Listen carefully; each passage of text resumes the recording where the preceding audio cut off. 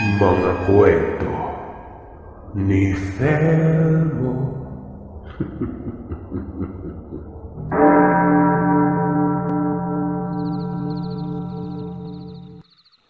Tawagin mo na lang akong B-Boy, Sir Seth. At ang kwentong ibabahagi ko sa inyong lahat ay ang pinagtagpi-tagping kwento ng pagmamahal, pagkakaibigan, pagkabigo at pagkasuklam. Suklam na nauwi sa isang kakaibang uri ng kulam. Ilang taon na ang nakakalipas nang makilala namin ng matalik kong kaibigang si Rodney, ang waitress sa isang bar sa Tomas Morato, na itago na lamang natin sa pangalang Dahlia. 25 taong gulang pa lamang kami noon ng tropa kong si Rodney, kaya halos gabi-gabi kaming umiinom pagkatapos ng trabaho namin sa isang maliit na advertising agency. Huwag na nating pangalanan yung bar sa Tomas Morato kung saan kami laging naglalasing. Pero nang una kong maspatan si Dahlia sa madilim na bar na nagsiserve ng malamig na beer, napanganga talaga ako nun. Hindi lamang ako na-attract sa itsura niya, para akong nagayuman ng kakaiba niyang ngiti. Ang ikinabad trip ko lang ay parang medyo matagal na palang kilala ni Rodney si Dahlia. Dahil doon kasi sa bar na yun ay palaging umiinom ang best friend kong kamukha ni Dennis Trillo. May itsura si Rodney, kaya naman kitang-kita ko nung unang beses kong nakita si Dahlia kung gaano siya kahuk sa kapugian ng tropa ko. Nahiya ako nang ipakilala ko ni Rodney kay Dahlia. Dahlia, best friend ko pala, si B-Boy. Maayos ang pagpapakilala ni Rodney sa akin, pero parang hindi maayos ang itinugon ni Dahlia nang titigan ako mula ulo hanggang paa. Chubby, sabay tawa nito. Pinigilan niya pang mapabulalas ng tawa talaga. Nainsulto ako sa reaksyon ni Dahlia noon. Chubby. Kinamuhian ko ang salitang chubby simula ng gabing yon. Chubby daw ako, Sir Seth. Siguro nasabi ni Dahlia yun kasi naka all-white uniforms ako noong oras na yun. Nakakalapad nga naman ang katawan ng puti. Besides, gabi-gabi akong umiinom kaya ang laki na ng tiyan ko sa edad na 25. Okay. Sige, sabihin nating bilugan ng kung anumang itsura ko. Bilugan ng mukha ko, ang mga hita at tiyan ko. Lalo ng ilong ko. Kaya biik ang tukso sa akin nung bata ako eh. Hindi ka biik. Yan naman ang palaging pampatahan sa akin ng yaya munda ko noong 8 taong gulang ako. Hindi pumapayag ang yaya ko noon na nadidihado ako ng mga kalaro ko sa kalsada. Palagi niya akong ipinagtatanggol, kino-comfort, pinapatahan. Pero nang gabing na-offend ako ni Dahlia nang iisang salitang kumabog sa pagkatao ko o pagkalalaki ko. Wala na noon ang yaya mundang ko. Matagal nang umuwi sa probinsya nila, sa Agusan del Norte. Mag-isa kong kinimkim ang sama ng loob. Medyo yung love language ko pa naman, Sir Seth, ay words of affirmation. Kumbaga, yung mga salita magpapasaya sa akin or papatay sa akin. Totoo yun. Sa mga love language yan is words of affirmation. Alam niyo ang ibig kong sabihin. Para paiksiin natin ang kwento ay niligawan ni Rodney si Dahlia at agad siyang sinagot nito. Naging magjowa sila sa harapan ko pa. Nangyari yun ng birthday ko. Nagmagyaya ako sa opisina na mag-inuman sa bar nila Dahlia. Birthday ko yon, pero sinapawan ako ng tropa kong insensitive. Hindi nga kaya ramdam noon na trip ko rin si Dahlia. Pareho kaming lalaki. Dapat alam niyo yun, di ba? Kaso wala eh. Hindi man lang nagpasintabi ng birthday celebration ko. Doon at noon pa talaga nang hingi ng matamis na oo si Rodney kay Dahlia. Mabilis namang sumagot agad itong si Dahlia na akala mong kating-kati sa best friend ko. Umoo ito. agad-agad. Bad trip, diba? Ang ending, silang dalawang magjowa ang naging center of attraction at buhay ng party noong birthday celebration ko. Sagot kong inuman, pero sila ang sumaya at nabusog ng alak ang tiyan. Umiyak ako pag uwi ko noong gabing yon. Umiyak ako na parang 8 taong gulang na inaway na naman ng kung sinong bully na kalaro ko sa kalsada. Napadapa ako sa kama. Napahagulgol. Kung nandito lang si Yaya. Bulong ko sa sarili ko habang iyak ako ng iyak noon. Yari kayo kay Yaya. Mag-isa na kasi akong nabubuhay sa bahay ng mga magulang kong parehong nag-migrate sa Canada. Pagka-graduate ko ng college, yung lumang bahay namin ako na lang ang nakatira. Ayoko kasing tumira sa ibang bansa. Gusto ko pa rin dito sa atin.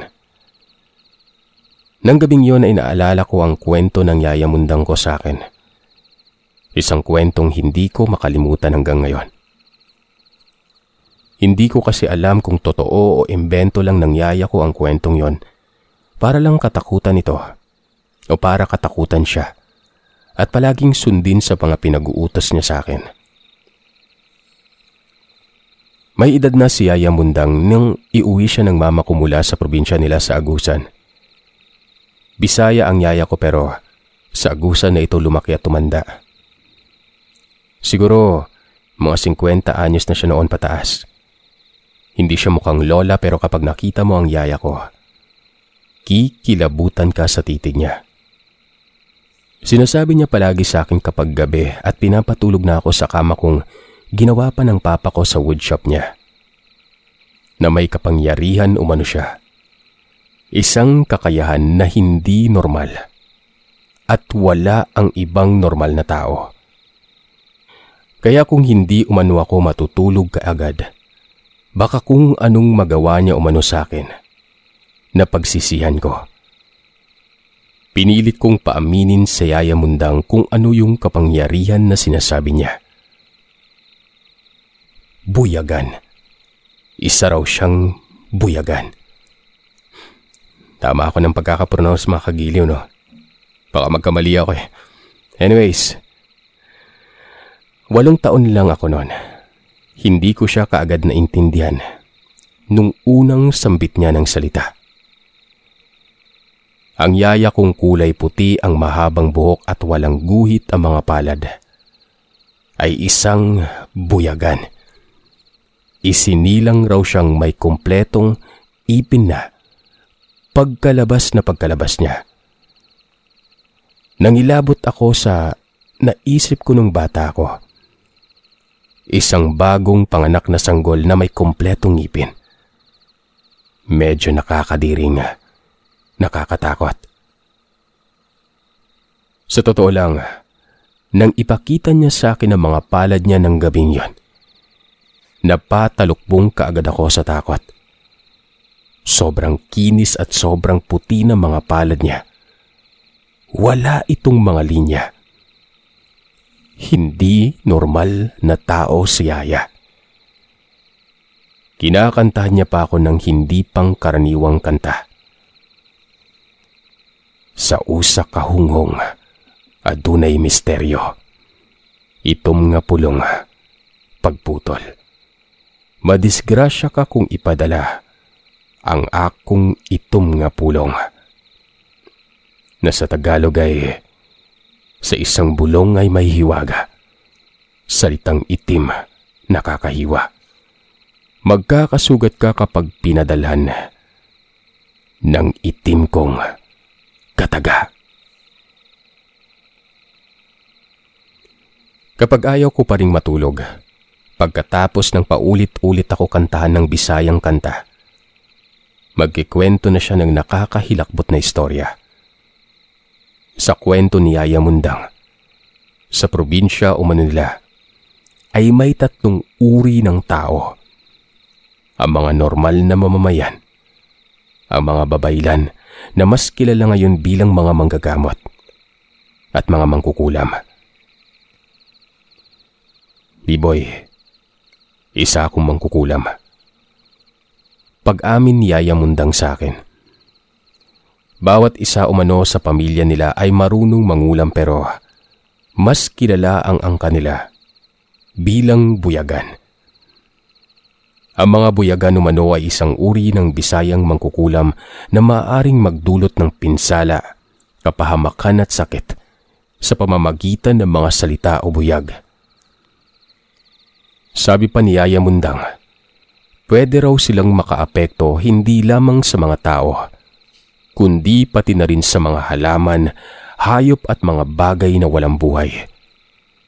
Nagdudulot sila ng pinsala sa pamamagitan ng pagpuri sa isang tao o isang bagay, alinman sa hindi sinasadya o may masamang hangarin. Kapag galit o inggit sila sa isang tao o kaibigan nila, nagpapalipad hangin sila ng mga masasakit na salita o minsan ay mga kahilingan. Mamatay ka ng hayop ka. Magkasakit ka sana. Malasin sana ang angkan mo. Magkasakit ka sana. Panghabang buhay. Ito ang mga karaniwang buyag na pinapadala nila sa hangin. Nagsisimula ang lahat sa simpleng pagbulong habang katabi o kasama pa nila ang gusto nilang kulamin. Pero kapag hindi na nila kasama ang target nilang patayin na tao, gumagawa sila ng kakaibang ritual. Isang madilim na ritual o yung tinatawag nating itim na mahika. Sa isang altar ay nagtatayo sila ng mga maliliit na ribulto na anyong tao, pero gawa sa mga nabubulok na ngipin ng tao. Karaniwan umano, kumukuha at nangangalkal sila ng ngipin ng tao sa mga sementeryo at sa mga lumang ospital. Kapag nakakuha sila ng ngipin mula sa gusto nilang biktimahin, mas mabuti. Iniipon nila ang mga ngipin at bumubuo ng malahugis taong ribulto na isang dangkalang taas. Napapaligiran ng iba't ibang halamang may tinik ang ribulto. Nakatirik ang pulang kandila sa buong altar bago sila tumawag ng kakampi. Yun ang tawag nila sa isang itim na espiritu. Sir Seth, may si demonyo ang Yaya Mundang ko. Dahil nang awayin ako minsan ni Carlo na kuya ng kalaro kong si Amboy at umuwi ako ng bahay namin na duguan ng uso. Nakita kong tumirik agad ang mga mata ni Yaya at umusal ng mahinang panalangin nun. Hindi ako sigurado kung panalangin ba talaga yon. Pero ang nakakasiguro ako, nagkasakit agad ang kuya Carlo ni Amboy. Nung gabi na yon, sinugod sa ER si Carlo dahil bigla umanong namaga ang kamay nito. Yung kanang kamay na pinangsuntok niya sa akin ay biglang lumobo at sumakit ng husto ng biglaan. Nakasilip kami noon ni Yaya Mundang sa bintana habang pinapanood ang mga magulang ni Carlos sa pagbubuhat sa kanya papasok sa sasakyan. Ang masaklap, pagdating nito sa emergency room, nagnanana na agad ang kamay nito kahit wala itong sugat. Lumobo ng lumobo ang kamay ni Carlo hanggang sa nagkaroon ng impeksyon sa loob nito. 3 araw lamang ang lumipas nun. Putol na ang kamay niya. Si Carlo na 15 taong gulang na kuya ng kalaro kong sumuntok sa akin sa ilong. Si Carlo na kuya ng kalaro kong 8 taong gulang din. Tinanong ko si Yaya kung may kinalaman siya sa nangyari kay Carlo. Nginitian niya lang ako at hinimas sa ulo. Mahal kita, B-boy. Yun lang ang nasabi ng yaya ko. Mabilis na lumipas ang panahon at nagising na lamang ako na ihahatid na ni Mama si Yaya Mundang pabalik sa probinsya. Nagkaroon kasi ng matinding sakit noon si Yaya. Niyakap niya pa ako kahit na puno ng butlig ang mga muka at braso niya. Umalis si Yaya Mundang at yun na ang huli naming pagkikita. Lumipas ang panahon. Mabilis akong lumaking damulag. Tumaba ako, kakalamo ng junk food. Hindi ako lumalabas ng bahay pag galing sa eskwelahan dahil puro video games lamang ako noon. Nakilala ko sa online gaming si Rodney na naging best bud ko. Hanggang college yun. Hanggang sa nakapasa kami pareho sa ad agency. Pareho kaming copywriter pero favorite siya sa opisina dahil nga artista ng itsura. Nabuo ulit ang inseguridad ko sa katawan. Hindi ako naging masyadong palakaibigan sa iba dahil nahihiya ako noon.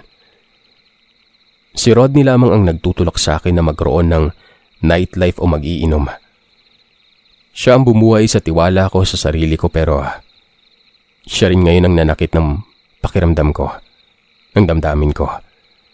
Dahil siya ang nobyo ni Dahlia, kung saan gusto ko na rin yung taong yon. Hindi ako. Ilang buwan akong lumayo sa kaibigan ko pero nahalata ni Rodney. Kinorner niya ako minsan sa opisina. Nagsiselos ka? Bakit? Sabi ko. Yun lang ang nasabi ko bago ako bumalik sa cubicle ko.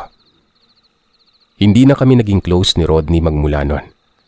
Hindi na rin ako uminom ulit sa paboritong bar namin sa Tomas Morato dahil naroroon pa rin si Dahlia. Isang gabi, napadaan ako sa bar na yon. Umuulan kasi nun. Sobrang lakas. Absent si Rodney sa trabaho. Gusto ko munang magpatila ng ulan bago umuwi. Nagulat ako sa nakita ko sa loob ng bar. Si Dahlia. Nakakandong sa isang foreigner nun na medyo hawig kay James Corden. Bigla akong napapasok ng tahimik lang sa bar para kumpirmahin ang nakita ko. Hindi lang nakakandong ang waitress na si Dahlia sa lalaking foreigner na to. Naghahalikan pa sila.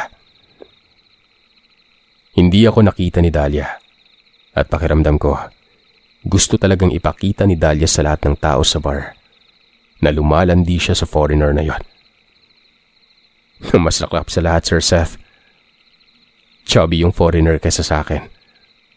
Diba? Hay.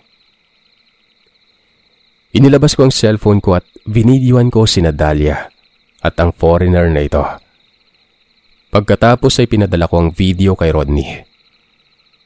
Sumunod na araw, mabilis akong kinorner ulit ni Rodney at malakas na sinuntok sa ilong. Dumugo ng malala ang ilong ko. Gulat na gulat ako sa sinabi niya. Naiinggit ka lang. Inggit ka, B-boy. Kaya gusto mo kaming paghiwalayin ni Dahlia. Hindi ako nakakibunon. Dahil totoo naman ang sinabi niya. Oo, sige. Aaminin ko. Inggit na inggit ako kay Rodney dahil nasa kanya na halos ang lahat. Pero yung concern ako sa kanya dahil dinudumihan na siya sa ulo ni Dahlia. Hindi man lamang natanggap o ikinatuwa ng matalik kong kaibigan nun. Sumabog ang galit ko. Hindi palabas kundi paloob. Mas delikado, di ba? Dahil ang sunod kong ginawa. Tinawagan ko ang magulang ko sa Canada. Hiningi ko kung meron pa ba siyang kontak ko kung saan ko mahanap si Yaya Mundang. Ibinigay ni Mami ang address ni Yaya. Lumipas ang 2 araw. Nasa bahay na ako ni Yaya Mundang sa may agusan. Gulat na gulat siya nang makita ako. At gulat na gulat din ako dahil hindi nagbago ang itsura ni Yaya.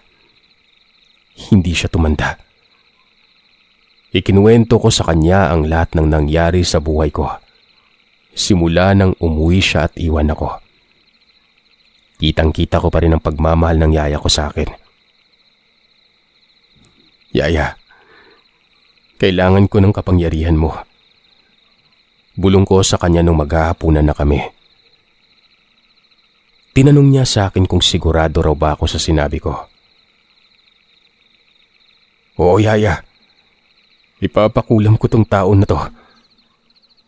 Mariin kong pagbibigkas kahit na pabulong ko itong sinabi sa kanya. Pagkatapos ng hapunan ay niyaya niya ako na lumabas ng bahay. Tinanong ko siya kung saan kami pupunta. Pero hindi siya kumibo. Naglakad kami ng naglakad hanggang sa makarating kami sa isang lumang kapilya. Tumigil siya pang samantala at tiningnan ang kahoy na krus na nakasabit sa pintuan ng kapilya. Pinihit niyang pabaliktad ang krus na yon. Bago kami pumasok sa madilim at mabatong kapilya. Napalingon ako sa nakabaliktad na krus sa pintuan. Bago ito kusang sumara. Hindi na ako nagsalita pa. Dito ako tumatawag ng kakampi. Mahinang sabi ng yaya ko. Lumuhod siya sa harapan ng sira ng altar. Idinipa ang mga kamay na tila isang mongha sa kumbento. Nakaramdam ako ng lamig nang bumulong-bulong na si yaya. Hindi ako naniniwala sa multo. Pero may nakita akong itim na aninong bumaba sa harapan ng altar. Hugis tao ito na parang may sungay sa bandang ulo. May mahabang ulo ang aninong yon. Doon na biglang nagsalita ng malakas si yaya. Gitawag ko ang imo ngalan. Halang don nga hari sa kangitngit. Aron maminaw sa tanan nakong isulti. Atagi og sakit ang tawo nga nagdala og kasakit og kaguol sa akong mahal nga biboy. Hinaot nga magkasakit ka og dili na maulian. Hinaot nga ang mga hubag sa kalagot mo tubo diha kanimo. Sa pagpanimalos sa pagkaguba nga imong gipahinabo sa usa ka maayong kinabuhi o gugma. Buyag, buyag, buyag. Ugma kun hayag na. Isablig og kasakit ang taho nga giduptan ni Bayboy. Sa Tagalog, Sir Seth, tinatawagan ko ang pangalan mo, dakilang hari ng dilim, upang makinig sa bawat kong sasambitin. Bigyan mo ng karamdaman ng taong may hatid ng sakit at lungkot sa mahal kong si Biboy. Magkasakit ka nawa ng biglaan at huwag nang gumaling. Ikaw na taong nanakit ng damdamin. Tubuan ka nawa ng mga bukol ng sama ng loob. Bilang higante sa dinulot mong pagwasak sa maayos na buhay at pag-iibigan. Buyag, buyag, buyag. Bukas kapag lumiwanag, magsaboy ka ng sakit sa taong kinamumuhian ni Biboy. Nang sumunod na araw, ginising ako ng isang tawag sa cellphone. Sinagot ko ang tawag na yon, kahit na pupungas-pungas pa ako. Kailangan mong pumunta sa ospital na tinext ko sa'yo. Magkita tayo. Yun lang ang sinabi ng matinis na boses. Nagpaalam ako agad sa yaya mundang ko. Ipapaliwanag ko pa lang sa kanyang lahat pero pinigilan niya na akong magsalita. Alam niya na umano kung anong nangyari. Nakaramdam ako ng pagkokonsensya at takot nang makita kong ngumiti muli ang yaya ko. Naalala ko yung sandaling nalaman namin na pinutulan ng kamay ang kuya ng kalaro ko noon. May isa demonyo ito pero bakit ba ako lumapit sa kanya? Kinuha ko ang cellphone number ng anak niyang babae na si Horacia bago ako tuluyang umalis. Pero habang nasa eroplano ako pabalik ng Maynila, hindi ako mapakali sa kinauupuan ko. Parang may kasama akong hindi ko nakikita nun. May kung anong hininga na bumubulong sa tenga ko. Pero wala namang sinasabi. Hindi ko alam kung praning lang ako o natatakot ako sa ginawa kong pagpapakulam sa taong kinamumuhian ko nun. Pagdating ko sa isang ospital sa QC, tumigil muna ako sa parking lot para magyosi. Kabang-kaba ako. Hindi ko alam kung anong makikita ko sa ICU.